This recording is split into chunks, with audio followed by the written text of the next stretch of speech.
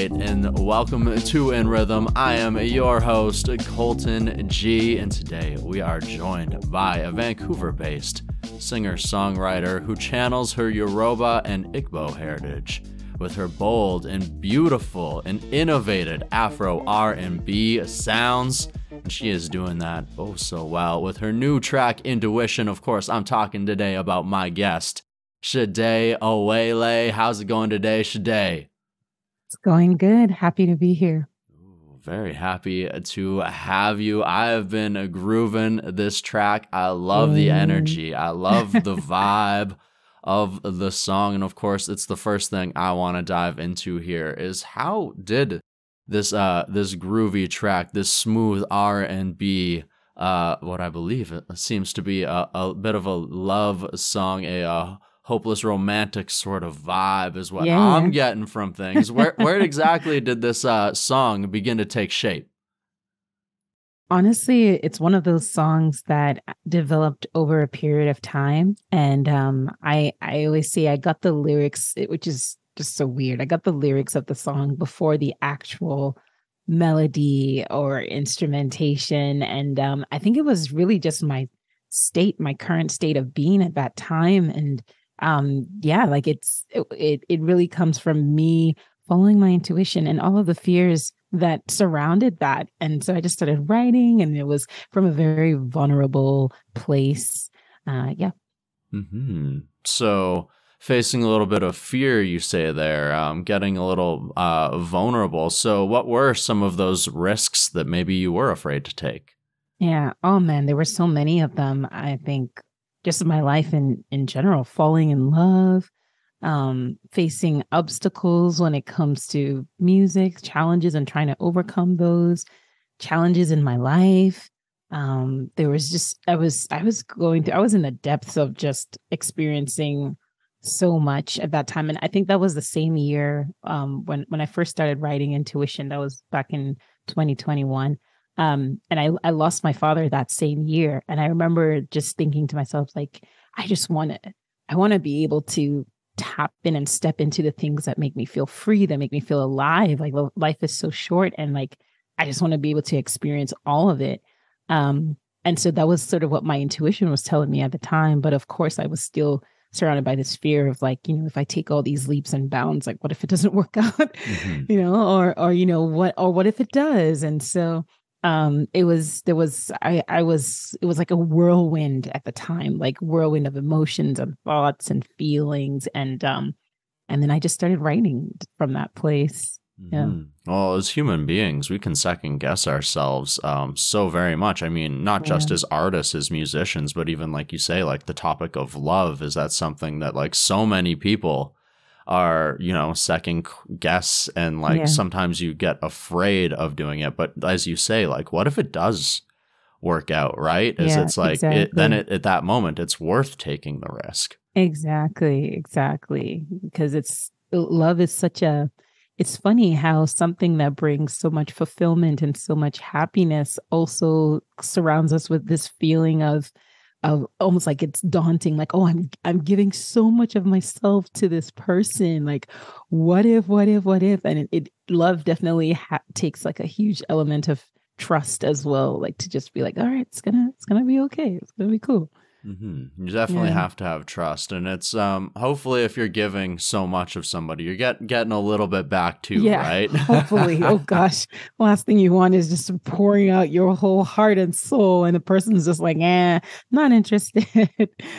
We don't want that. No, if that's the case, get on out of there, girl. Get on out of there.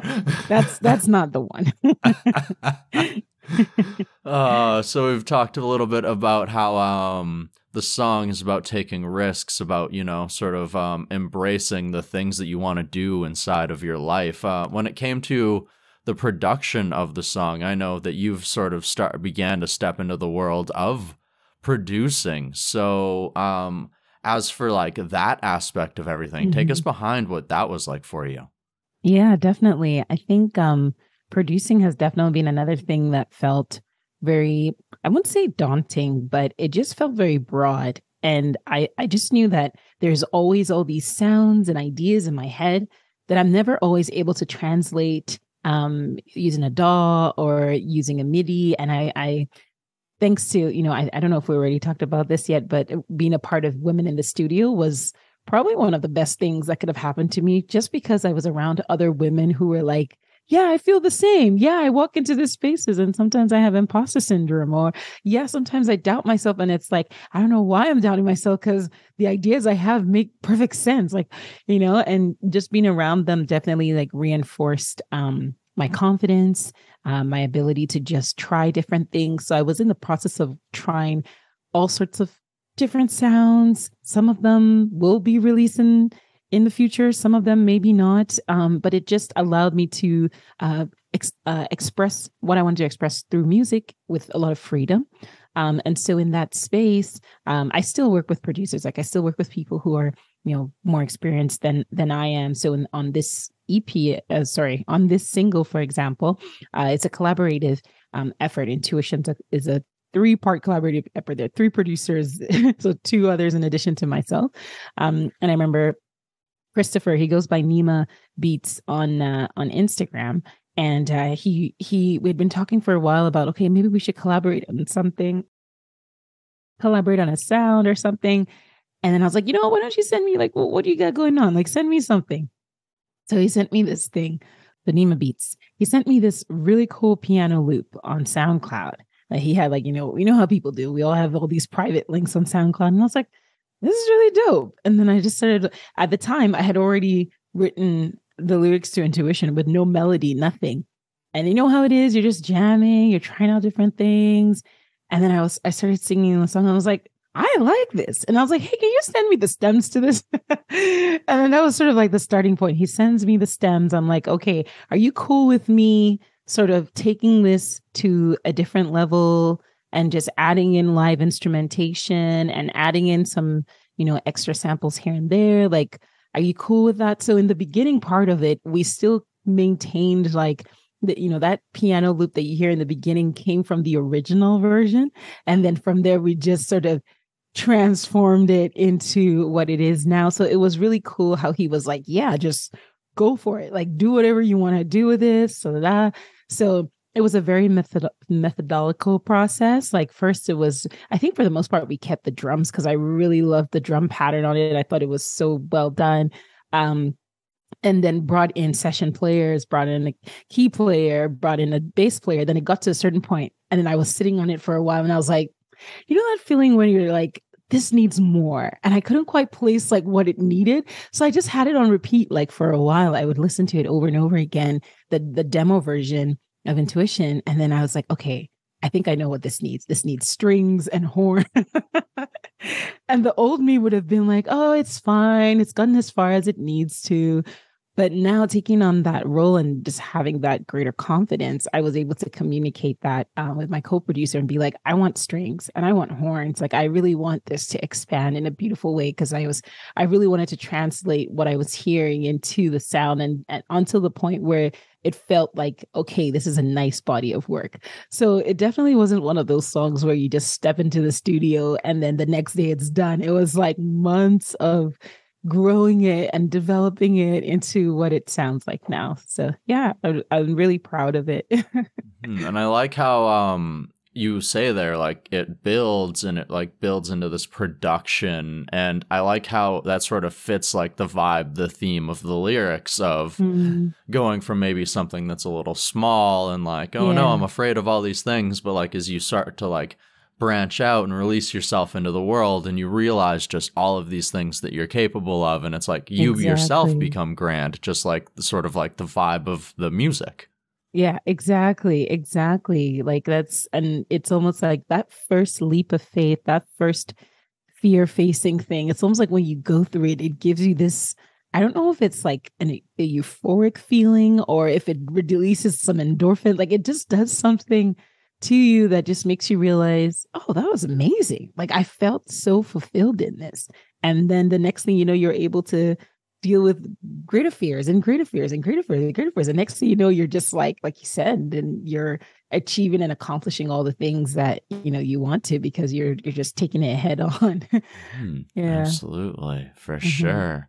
And you mentioned earlier there, continuing to work with other producers and having Yeah. been a part of the Women in the Studio by Music Publisher Mhm. Canada sort Yeah. of masterclass sort of thing that they put on.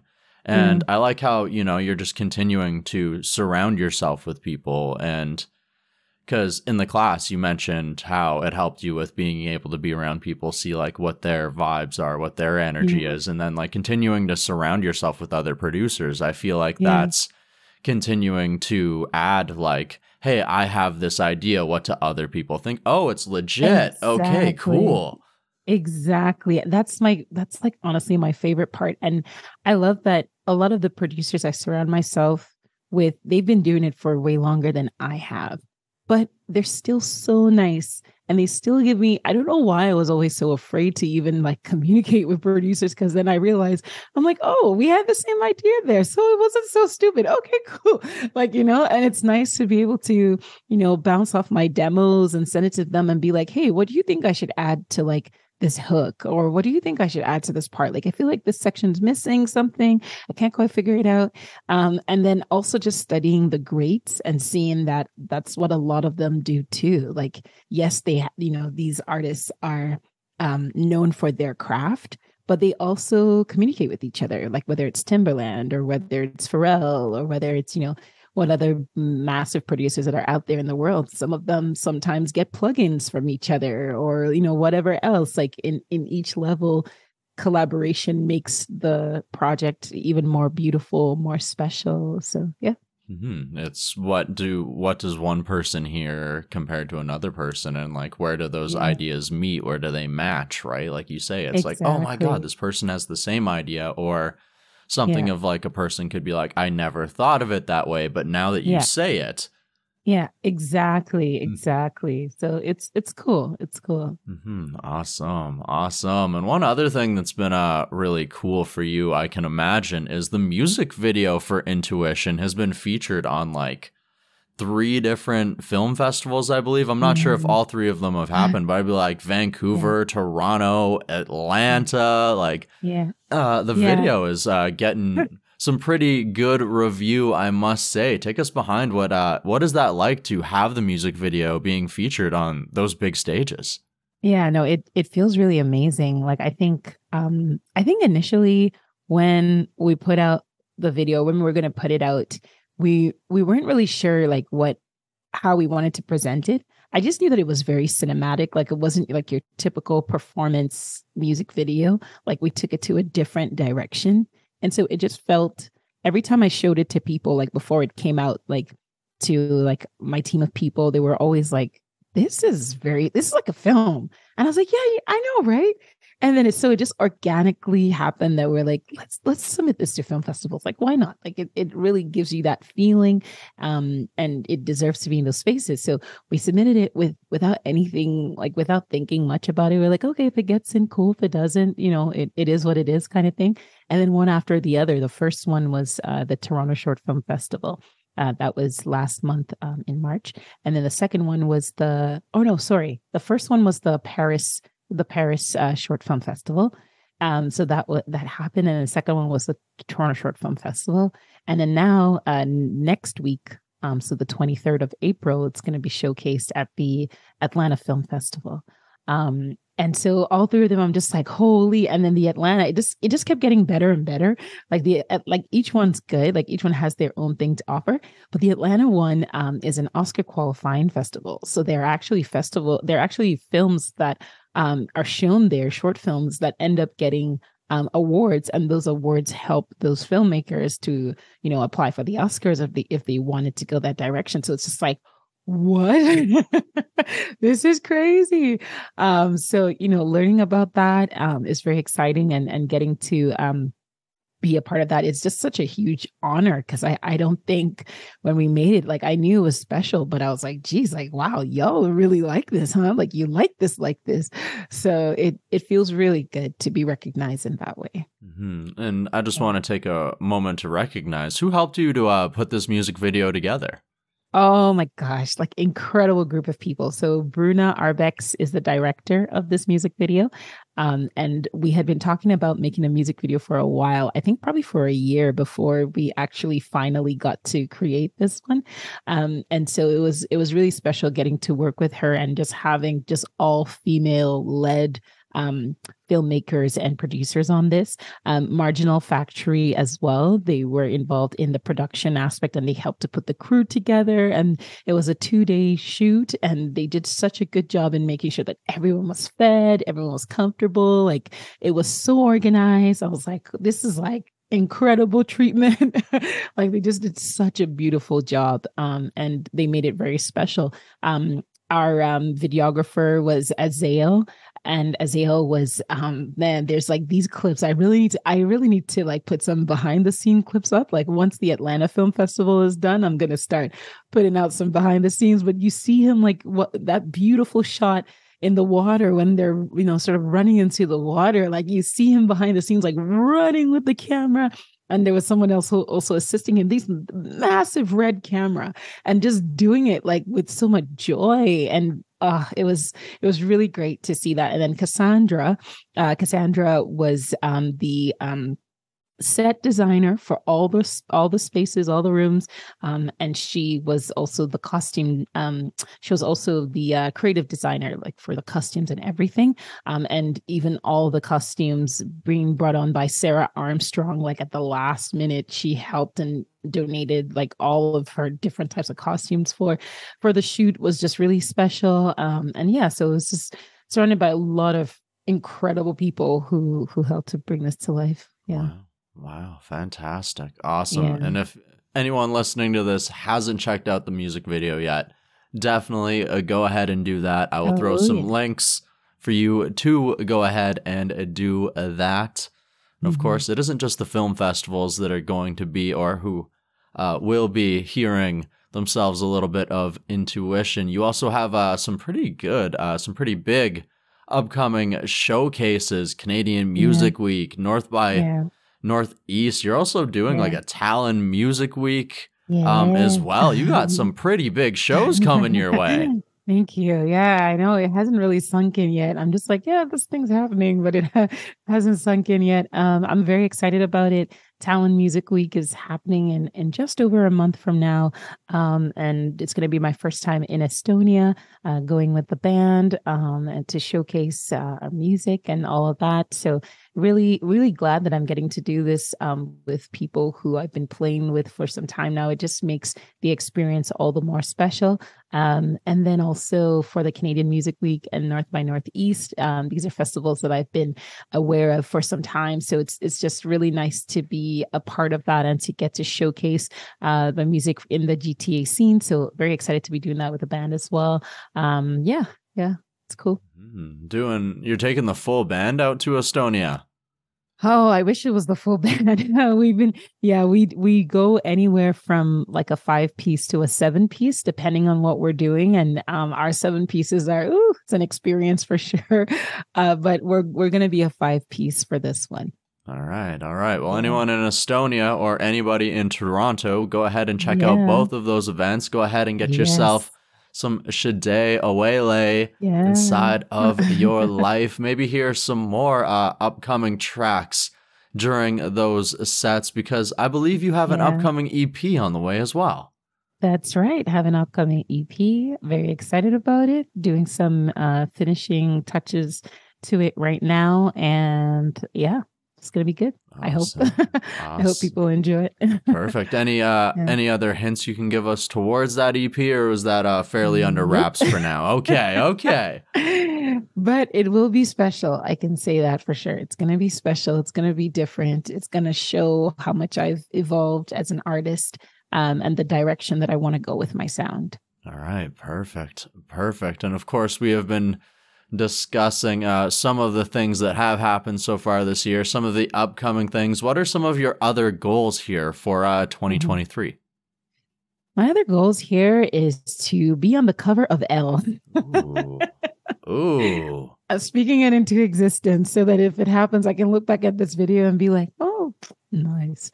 But I want to keep collaborating with different artists. I want to continue working on new music. And I really want to allow myself to absorb different sounds from different genres. And just this is a year, I think, for me to learn, even though it's a huge showcasing year, it's also a year that I just want to learn in all the spaces that I'm going to be privileged to be in. I want to learn from people and just grow as an artist. Yeah. Perfect. Awesome. Awesome. So what is something that helps you keep your life in rhythm? Oh, man. Oof. Sleep. Big sleep and prayer. Prayer helps to keep my life in rhythm. Family, that foundation does nothing can break that. And the forest. I love going out. I love being surrounded by nature. It just creates this greater perspective that reminds me that there's so much more to life other than I'm just playing like a little part in the big picture. So it just puts things in perspective. Awesome. Awesome. What is your favorite thing about spring? My favorite thing about spring is that it's not too hot and it's not too cold. So I like my fashion style in the spring. In the summer, it's too hot. So I can't just wear anything, but spring allows me to still sort of balance out my looks in a way that I like. So Can be cool and comfortable at the same time. Exactly. Cool and comfortable. Hey, exactly. All right. What was the last concert you attended? Oh, the last concert I attended. I think I want to say it was Burna Boy, but I feel like that was no, actually I did some in the fall. It might have been The Weeknd. I think The Weeknd might have been either The Weeknd or Kendrick Lamar. Okay. One of those. I went to a lot of concerts last year. I went to a lot of concerts. So I'm going to go with Kendrick Lamar. I think that might have been the last concert that I went to. Yeah. Okay. Had to get a lot of shows in after not being able to for a couple years, right? Exactly. I was like everywhere. I went to Snow Allegra, Lucky Day. Yeah, it was everywhere. Awesome. Awesome. What is your favorite snack? Oh, my favorite snack. Does ice cream count as a snack? Absolutely. Okay, so definitely ice cream. Who inspires you? Who inspires me? Wow, that's a loaded question. There's a lot of people that inspire me for different reasons. There's a lot of incredible women in my life that I'm privileged to be close to. And the way that they've lived their lives, they're all my mentors in different ways, whether it's from just being badass working women in their spaces and in their spheres and leaders, or whether it's some of them are even stay-at-home moms, but then they're just killing it in that sphere. So definitely the women in my life inspire me. Perfect. Awesome. All right. And last question for you before we go there. What is the best place to follow you, to connect with you, Sadé? Ooh, the best place to follow me, to connect with me, definitely Instagram, Sadé_Awele, SADE_AWELE. But that being said, my website is also a great place. It always stays up to date, and you can contact me on there if you have any questions. Sometimes I have people sending me some nice notes, so I always appreciate a nice note. And so, yeah, Instagram, my website, and pretty much any social platform. If you search Sadé Awele, you're probably gonna find me there. All right. Definitely go ahead, send her a nice note. I'll put some links in the description to today's interview. Of course, here is the last question. How has the formation, the creation, the production, all of these things that have gone into Intuition, maybe even this upcoming EP, how has this process helped you to grow as a person? Wow, good question. It has allowed me to understand that in a deeper way, that nothing ever goes the way that you plan it. Life will always sort of throw curveballs that you just have to ride with the wave, essentially. And it's never going to be perfect, but what matters most is sort of the fulfillment that you get out of it. So it has allowed me to kind of change my perspective of what I define as success.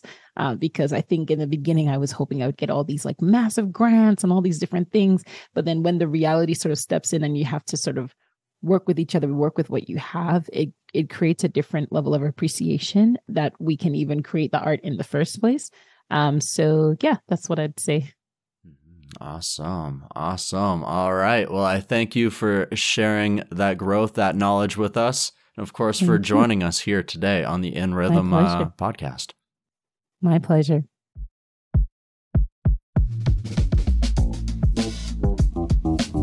Thank you for checking out today's interview here on In Rhythm with me, your host, Colton G. You can find links to support today's guest in the description to this episode. You can also find some links to go ahead and follow In Rhythm as well as myself on your favorite social media platforms. I hope to hear from you. Please go ahead and subscribe to In Rhythm. That would make me oh so happy. And what else would make me happy is if you have yourself a beautiful day. I hope that you enjoyed what you heard here. And until next time, my friends, stay beautiful. Yeah.